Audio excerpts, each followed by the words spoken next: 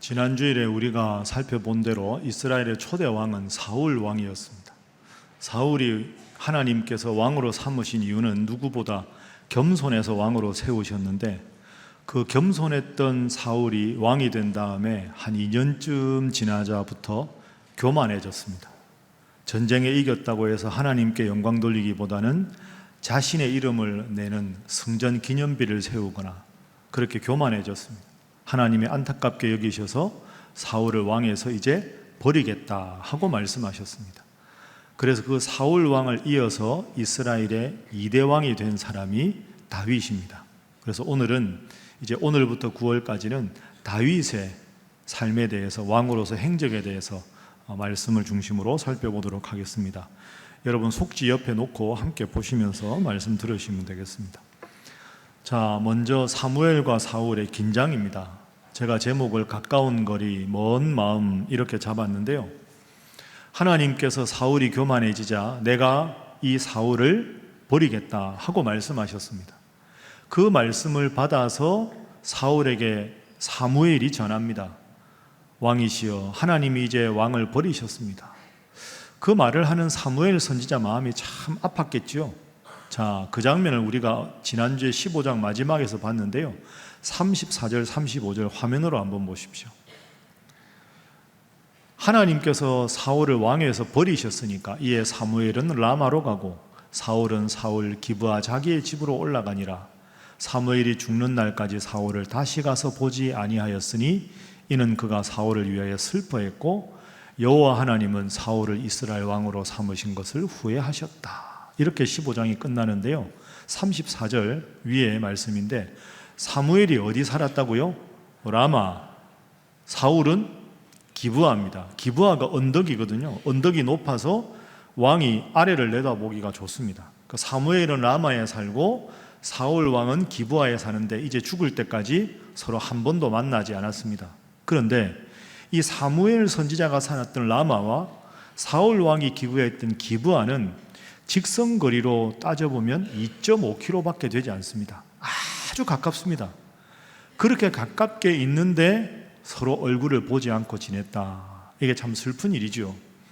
여러분, 2.5km 정도 떨어져 있으면 그 당시에 건물이 별로 없기 때문에 사울 왕이 자기 집무실에서 쳐다보면 사무엘이 보일 정도 거리밖에 되지 않습니다. 그런데도 하나님이 버렸으니까 서로는 이제 함께 마음을 같이 하지 못하게 살았죠. 이 일을 사무엘 선지자가 너무나도 슬퍼합니다. 슬픈 일 아닙니까?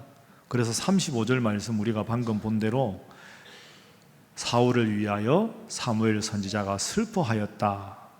그리고 이어지는 16장 1절 말씀에도 보면 하나님께서 사무엘 선지자를 보고 너 왜 아직까지 슬퍼하느냐 이렇게 말합니다. 그런데 이 15장 35절과 16장 1절에 슬퍼하다라는 단어가 같은 단어인데요.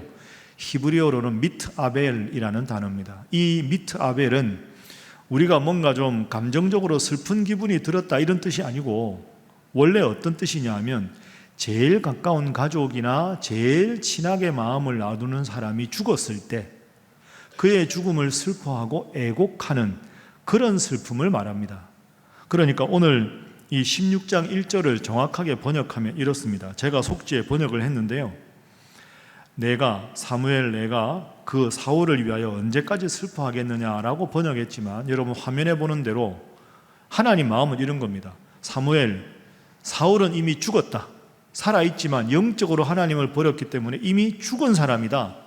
이미 죽은 사람 사울에 대해서 왜 지금까지 애도하고 있느냐? 하나님이 이렇게 말씀하십니다. 그리고 하나님께서 그 다음 계획을 말씀하십니다. 사울은 영적으로 죽었으니 내가 이제 사울의 후계자 새로운 왕을 세우겠다. 그 2대 왕 누구라고요? 다윗입니다. 자, 그래서 두 번째 장면으로 갑니다. 두 번째 장면은 하나님의 또 다른 계획, 다윗을 왕으로 세우는 장면입니다. 하나님이 16장 1절에서 명령을 하셨습니다. 1절 말씀 저기 화면에 중간에 이렇게 강조한 데 보십시오. 하나님께서 사무엘 선지자에게 사무엘 선지자 너는 뿔에 기름을 채워가지고 가라. 뿔에 기름을 채웠다 하는 건 그 기름을 붓는 사람이 왕이 된다는 뜻입니다. 그러니까 뿔에 기름을 채운다 하는 말은 이제 내가 정해주는 사람을 사울을 대신해서 왕으로 세워라 하고는 하나님께서 너를 베들레헴 사람 이새에게로 보낼 것이다. 베들레헴으로 가라.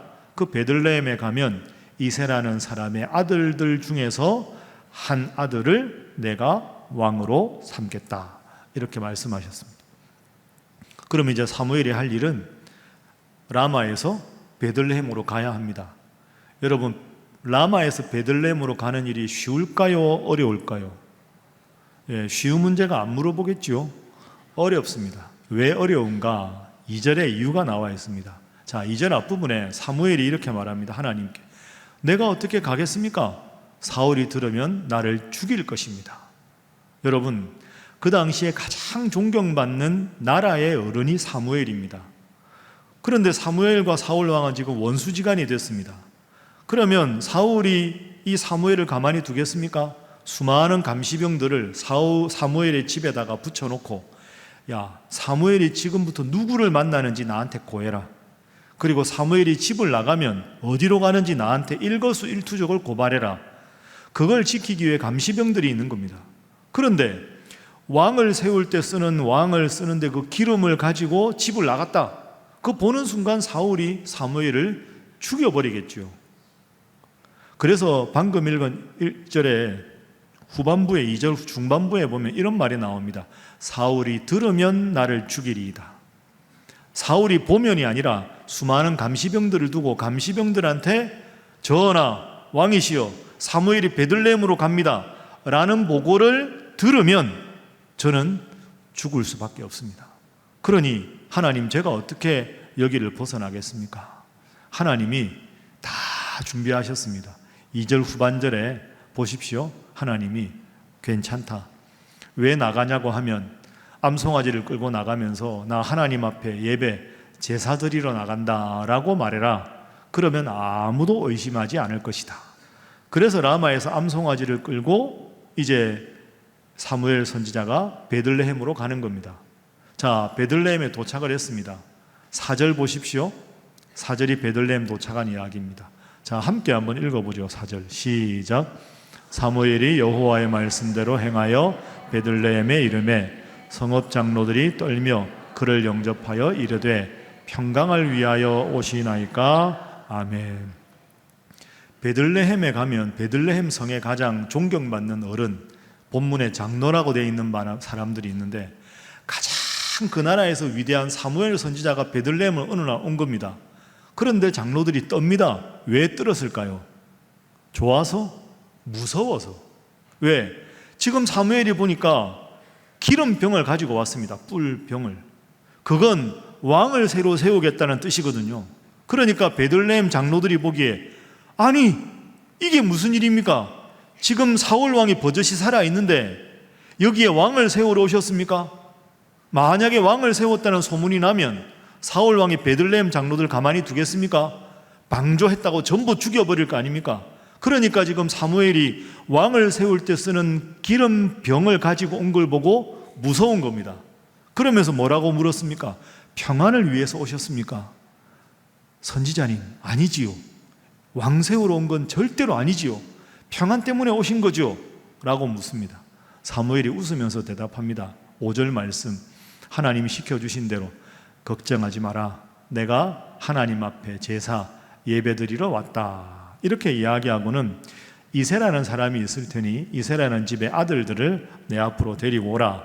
이렇게 이야기합니다. 자, 이새의 아들 중에서 왕이 될 사람이 있다 했으니 이제 이새의 아들들이 사무엘 앞에 서는 겁니다. 이새의 아들이 몇 명입니까? 몇 명입니까? 8명입니다. 첫째 아들부터 볼까요? 자, 6절 보십시오. 자, 6절 함께 읽습니다. 시작. 그들이 오매 사무엘이 엘리압을 보고 마음에 이르기를 여호와의 기름 부으실 자가 과연 주님 앞에 있도다 하였더니 딱 이새 장남이 걸어오는데 엘리압입니다. 잘 생겼습니다. 사무엘이 딱 보자마자 이야 왕이 될 아들이다. 마음에 확신을 합니다. 하나님도 그런 마음이었을까요? 아닙니다. 7절 보십시오. 사무엘은 엘리압이 쏙 마음에 들었는데 하나님께서 사무엘에게 말씀하십니다. 야 사무엘아, 용모와 키를 보지 말아라. 엘리압은 내가 이미 뭐 했다? 버렸다. 내가 보는 것은 사람과 같지 않다. 사람들은 겉 외모를 보지만 나는 내 마음 중심이 하나님께 향해 있는가를 본다. 그러니까 사무엘은 엘리압이 왕이 될 사람이라고 생각을 했지만 하나님은 아니라고 하십니다. 왜 그랬을까? 여러분, 사무엘이 누굽니까? 얼마나 훌륭한 하나님의 사람입니까? 그런데 사무엘이 엘리압을 보고 마음에 들었는데 하나님은 노 이렇게 말씀하셨습니다.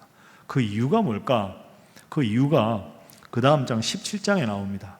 17장에 가면 다음 주 우리가 살펴볼 때 이스라엘과 블레셋이 전쟁을 합니다. 그때 블레셋의 가장 유명한 장군이 누굽니까? 여러분 대답을 하십시오. 누굴까요? 골리앗 아닙니까? 골리앗이 다음 주에 살펴보겠지만 키가 지금으로 따지면 2m 90cm 정도 됩니다. 상상이 안 되시죠? 다소의 과장이 있다고 해도 너무너무 대단한 장군입니다. 야, 아무나 나와라! 붙자! 꼼짝을 못합니다. 아무도 못 나가죠. 그게 17장에 나오거든요. 그러니까 지금 전쟁터에서 블레셋 장군 골리앗이 나와서 우리랑 붙자, 나랑 붙자 하는데 아무도 못 나가고 전부 사기가 땅에 떨어져 있는 상황인데 이새가 아들들이 걱정이 되는 겁니다. 아들이 8인데 첫째부터 셋째까지는 전쟁터에 나가 있거든요. 내 아들들이 잘 있나 싶어서 막내를 부릅니다. 만만한 게 다윗입니다. 막내 너 이리 와라. 내가 치즈하고 버터하고 빵 좀 챙겨줄 테니까 전쟁터에 좀 갔다 와라. 가서 어떤 상황인지 보고 너 위로 첫째, 둘째, 셋째 형님들 건강하게 잘 지내는지 좀 살펴보고 와라. 다윗이 말 잘 듣습니다. 예, 아버지 다녀오겠습니다 하고 갑니다. 가서 보니까 음식은 나눠줬는데 전쟁을 안 하는 겁니다. 왜 안 하냐 물어보니까 골리앗이 너무 무서워서 아무도 싸울 엄두를 못 내고 있다는 거죠.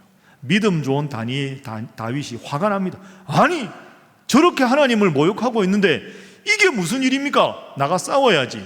막 소리를 지르니까 엘리압이 딱 보니까 막내 동생이 온 거 아닙니까? 그러면 우리 같으면 동생 이리 와라. 야야 참아라 하고 그게 아닙니다. 엘리압이 어떻게 행동하는가? 17장 28절에 나오거든요.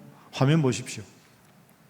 큰형 엘리압이 다윗이 사람들에게 하는 말을 들은지라.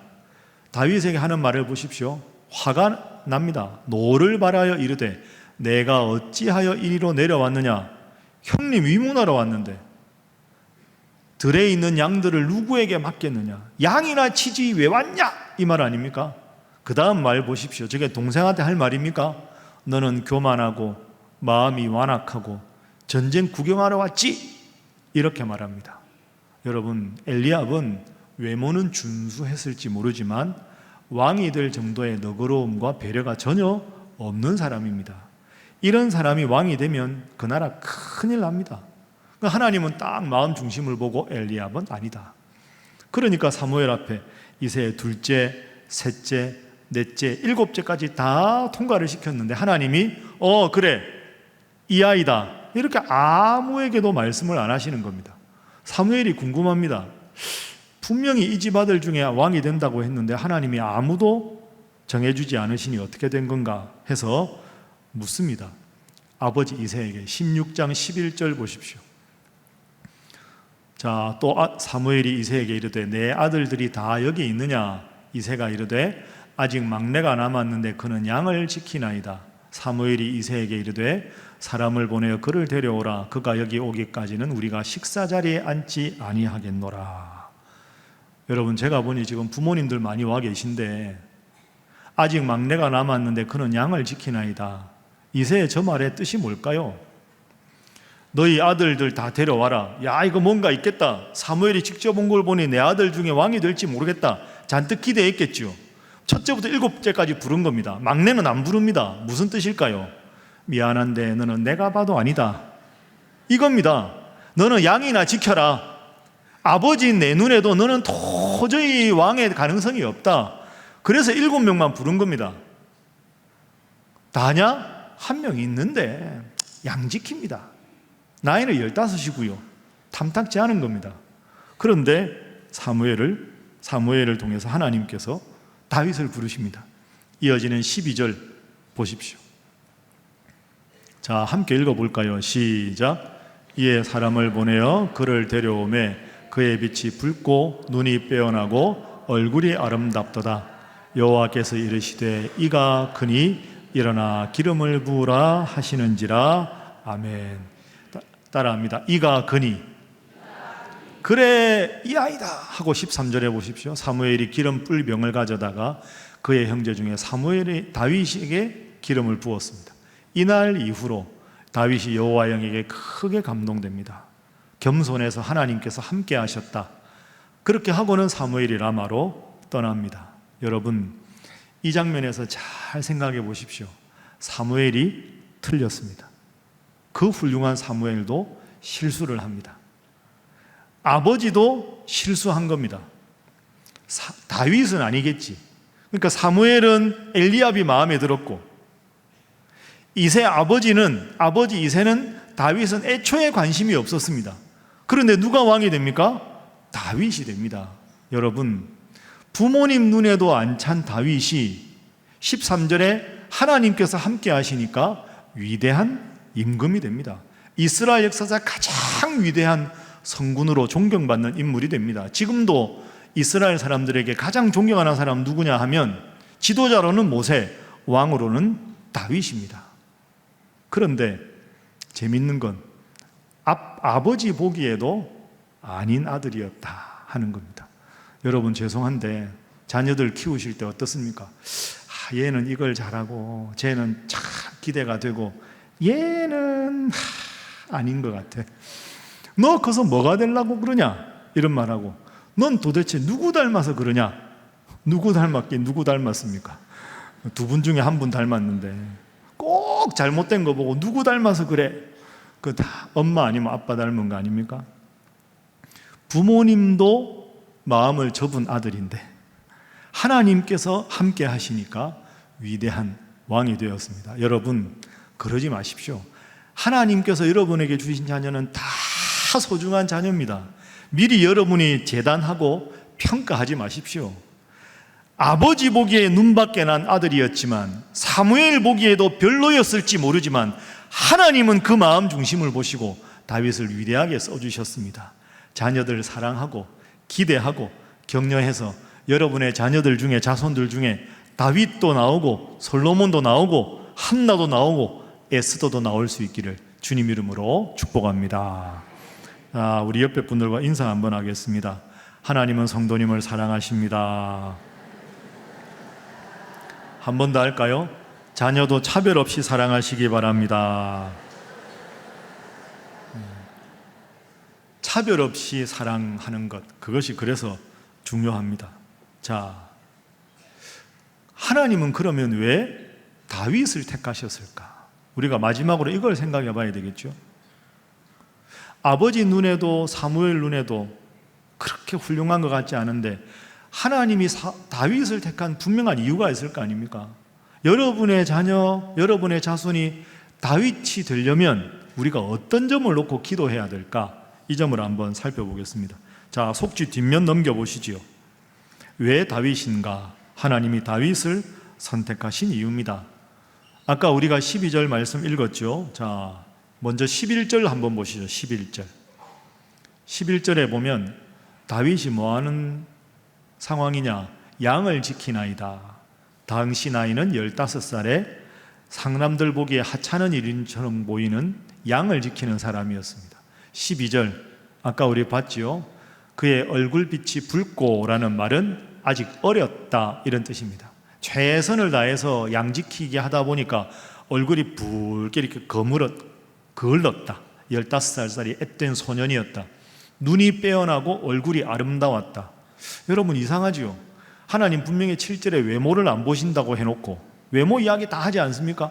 얼굴빛이 붉고 눈이 빼어나고 얼굴이 아름다웠다. 저건요, 그냥 잘생겼다는 뜻이 아니라 13절에 보면 하나님의 영이 충만해서 하나님이 함께하는 그 마음이 겉으로 환하게 아름답게 드러났다, 이런 뜻으로 해석할 수 있습니다. 왜 그렇게 해석할 수 있느냐? 18절 말씀 때문입니다. 자, 18절 말씀은 화면으로 한번 보십시오. 다윗 주변에 있던 객관적인 제3자가 다윗을 평가한 내용입니다. 18절 때문에 하나님이 다윗을 택하신 겁니다. 자, 함께 읽어봅니다. 시작. 소년 중 한 사람이 대답하여 이르되 내가 베들레헴 사람 이새의 아들을 본즉 수금을 탈 줄 알고 용기와 무용과 구변이 있는 준수한 자라 여호와께서 그와 함께 계시더이다 하더라. 아멘. 따라합니다. 여호와께서 그와 함께 계시더이다. 다른 소년들 보기에 다윗의 남달랐던 점은 하나님이 늘 저 다윗과 함께 하시는구나 하는 걸 다들 느꼈다는 거죠. 그러니까 하나님이 함께 하시니까 하나님이 늘 다윗에게 지켜주시고 힘도 주시고 용기도 주시니까 환한 미소로 겉모습이 아름답고 멋져 보였다, 이런 뜻입니다. 그런데 다윗이 여러분 아시는 대로 다음 장 17장에 가보면 블레셋 장군 골리앗과 싸움을 하지 않습니까? 용기를 내지요. 그런데 사울 왕 앞에서 제가 블레셋과 싸워보겠습니다, 골리앗과 싸워보겠습니다 하면서 자기를 소개하는 장면이 있는데요, 마지막으로 이 구절을 한번 찾아보죠. 17장 34절 35절입니다 화면 보십시오. 다윗이 사울에게 말하되 주의 종이 아버지의 양을 지킬 때 예, 저는 나이는 15이고요 목동입니다. 그 다음에 보세요. 사자나 곰이 와서 양떼에서 새끼를 물어가면 내가 따라가서 그것을 치고, 그것이 뭘까요? 사자나 곰을 치고 그 사자나 곰의 입에서 새끼를 건져내었고 그 사자나 곰이 일어나 나를 해치고자 하면 내가 수염을 잡고 그것을 쳐 죽였나이다. 여러분, 저게 보통 일이 아닙니다. 사자가 보통 사자입니까? 곰이 보통 곰이 아니지요. 사자나 곰이 15살짜리 다윗에게 가면 다윗이 수염을 잡고 찢어 죽였다는 거 아닙니까? 곰이 양을 물어가면 그 곰의 입을 열어서 그 양을 지켜냈다. 그러다가 자기를 해하려고 하면 내가 곰도 사자도 다 죽였다. 이게 무슨 뜻일까요? 용감했다, 용맹했다, 무예가 뛰어났다, 이런 뜻입니다. 그러니 여러분, 양 한 마리 사자가 물어가면 아유 그래, 내가 괜히 갔다가 사자한테 내가 물리면 내가 손해지 하고 그래, 남은 양 때 잘해서 그냥 새끼나 더 낳게 해야 되겠다, 그럴 법도 한데 양 한 마리라도 목숨을 걸고 지키는 겁니다. 그러니 여러분, 하나님이 뭘 보셨을까요? 작은 새끼 양 한 마리를 위해서 목숨을 거는 다윗이라면 그 양이 하나님의 백성 이스라엘이라고 치환만 하면 다윗은 누구보다 훌륭한 왕이 되는 겁니다. 백성 한 사람의 목숨을 위해서 내 목숨을 바칠 수 있는 위대한 왕의 가능성, 하나님을 믿는 그 가능성을 본 거지요. 그 마음으로 다윗이 왕이 되어 다스렸을 때 이스라엘은 가장 위대한 전성기를 구가할 수 있었습니다. 이보다 훌륭한 왕이 없는 거지요. 남들 보기에는 하찮은 일, 목동의 일인 것 같지만 그 일을 열심히 최선을 다해 감당했을 때 하나님은 그 위대한 가능성을 보시고 위대하게 써주셨습니다. 하나님 여러분에게 맡겨주신 일이 크고 대단하고 주목받는 일이 아니어도 부모의 역할, 교회에서 맡은 역할, 작은 일이지만 최선을 다해 잘 감당해서 하나님 주시는 큰 복을 누리는 여러분 되시기를 주님 이름으로 축복합니다. 다시 한번 옆에 분들과 인사하겠습니다. 작은 일에도 최선을 다하시기 바랍니다. 자, 한 번 더 할까요? 하나님이 꼭 기억해 주실 것입니다. 자, 이렇게 해서 이제 15살짜리 다윗이 왕으로 부름을 받고 이제 앞으로 보겠지만 왕으로 아주 잘 다스립니다. 그러다가 다윗이 마지막에 언제 부름을 받느냐, 나이가 70세가 거의 되었을 때 하나님의 부름을 받습니다. 그래서 사무엘하 23장에 가면 다윗의 유언이 나오거든요. 70평생을 돌아보면서 하나님이 나와 어떻게 함께 하셨는가 하는 유언, 그게 사무엘하 23장입니다. 자, 유언을 어떻게 시작하는가, 마지막으로 1절 말씀 다 함께 우리 화면 보면서 읽어보겠습니다. 시작. 이는 다윗의 마지막 말이라. 이새의 아들 다윗이 말하며 높이 세워진 자 야곱의 하나님께로부터 기름 부음 받은 자 이스라엘의 노래 잘하는 자가 말하노라. 아멘. 여러분, 저 1절 보시면 중간에 높이 세워진 자, 하나님이 나를 왕으로 세우셨다. 야곱의 하나님께로부터 왕으로 기름 부음 받은 자, 주옥 같은 시편을 지으면서 노래를 잘하는 내가 말하노라. 다 이해가 되는데 제일 앞에 다윗이 유언을 할 때 자기를 뭐라고 말합니까? 따라합니다. 이새의 아들 다윗. 이새의 아들 다윗. 여러분, 이새의 아들이라는 말은 그렇게 훌륭한 표현이 아닙니다. 이새는 그 당시 시골 베들레헴에 살았습니다. 그리고 이새가 뭐 권력이 있는 것도 아니고요, 지위가 높은 것도 아니었습니다. 그저 시골 촌부입니다. 그러니까 다윗을 이새의 아들이라고 소개하는 건 자랑스럽다기보다는 나는 저 시골에 그냥 촌부 아버지 밑에 막내 아들이었다, 이런 뜻입니다. 그래 실제로 사울 왕이나 다윗의 대적자들이 다윗을 조롱할 때 저 다윗 저 이새 아들 아니야? 라고 조롱하는 말입니다. 그런데 다윗은, 그 높은 다윗은 나는 이새의 아들이다, 이렇게 소개합니다. 이걸 우리말로 쉽게 풀면 이런 뜻입니다. 나 촌놈이다. 나 시골 출신이다. 그래, 난 별로 그렇게 대단한 집안도 아니고 남들 보기에 하나도 대단한 게 없다. 맞아, 나 시골 출신의 촌놈이다. 그 다음이 중요하지요. 그런데 시골 출신의 촌놈에 불과한 내가 어릴 때부터 하나님을 마음의 중심에 품고 잘 살았더니 하나님이 나를 높여주셨다. 나의 인생을 정말로 위대하게 만들어 주셨다. 그 고백을 하는 겁니다. 그 고백이 2절부터 쭉 나오거든요. 그러다가 4절, 뭔지 기억나십니까? 여러분, 4절 기억나십니까? 여러분, 지난주까지 읽었던, 외웠던 요절이 4절인데 저만 보시면 어떡하겠습니까? 이제 와서 하시군요. 자, 4절 한번 볼까요? 화면 보십시오. 이제 맞죠? 함께 읽어봅니다. 시작. 그는 돋는 해의 아침빛 같고 구름 없는 아침 같고 비 내린 후에 광선으로 땅에서 우미 돋는 새풀 같으니라 하시도다. 아멘. 여러분, 저 4절이 참 멋진 문학적 표현인데요, 저 표현은 사실은 다윗이 자기를 뜻하는 겁니다. 나는 시골 출신의 촌놈이었는데 하나님이 나를 돋는 해의 멋진 아침빛 같게 만들어주셨고, 구름 없는 청명한 아침 같게 만들어주셨고, 비 내린 후에 아주 청초한 아름다운 꽃들이 땅에서 피어나는, 새풀이 피어나는 그런 인생으로 나를 만들어주셨다. 비결은 한 가지.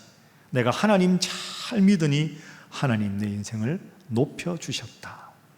말씀을 정리하겠습니다. 여러분, 혹시 저처럼 시골 출신이십니까? 괜찮습니다. 배운 게 없어서 열등감 절대로 가지지 마십시오. 하나님은 여러분을 너무너무 사랑하셔서 하나밖에 없는 자신의 외아들을 십자가에 못 박히시면서까지 여러분을 사랑하시고 오늘 이 자리에 여러분을 있게 하셨습니다.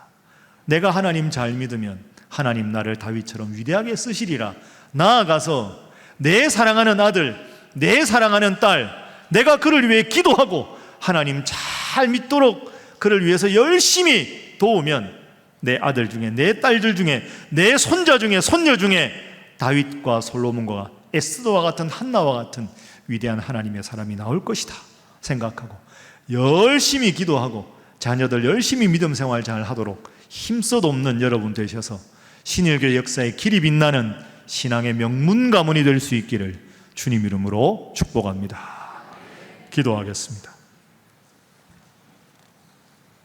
사랑의 주님, 지난 주일에 이어서 오늘 말씀을 통해서도 더욱 겸손하라, 맡겨주신 일에 그저 주님 바라보며 최선을 다하라, 귀한 교훈을 주셔서 감사합니다.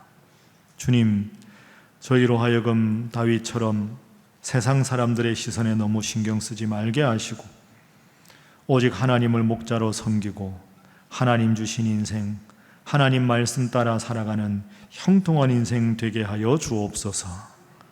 하나님, 저희들이 스스로를 탓하며 열등감 갖지 말게 해주시고 그저 있는 모습 그대로 주님 앞에 내어놓고 주님 주시는 마음의 평안과 기쁨으로 날마다 승리하게 하옵소서. 또한 우리에게 주신 자녀들을 보면서도 세상적인 관점으로 바라보지 말게 하시고 다윗을 높이 드신 주님이심을 기억하며 자녀를 위해 기도하고 기대하며 격려하는 저희들 되게 하여 주옵소서. 예수님의 이름으로 기도하옵나이다. 아멘.